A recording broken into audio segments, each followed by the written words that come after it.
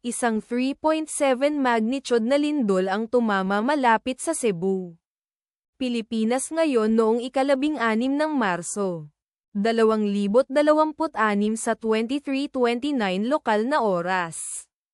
O noong ika-16 ng Marso, 2026 sa 15:12 Coordinated Universal Time.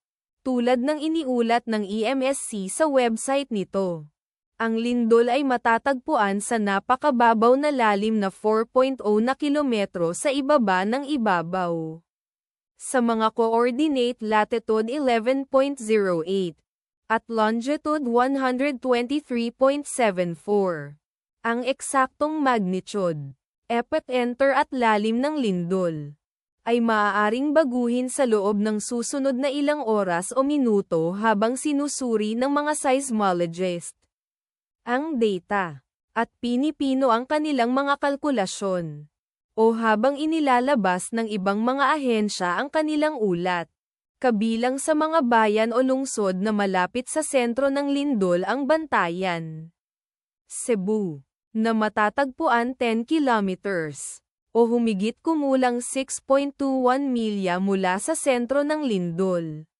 Bogo, Cebu, na nasa 29 kilometers, o humigit kumulang 18.0 milya ang layo. Sagay, Negros Occidental, na matatagpuan sa 41 kilometers, o humigit kumulang 25.4 milya ang layo.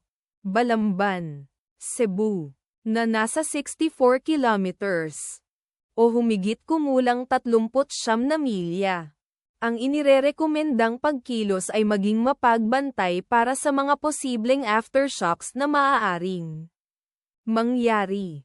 Ang taya ng panahon para sa lugar na malapit sa epicenter ngayong araw ay inaasahang magiging clearing sa hapon na may kasamang ulan. Ipagdasal natin na ang lindol na ito ay hindi magkaroon ng malaking epekto sa ating mga kapatid doon. At wala ng lindol. Amen.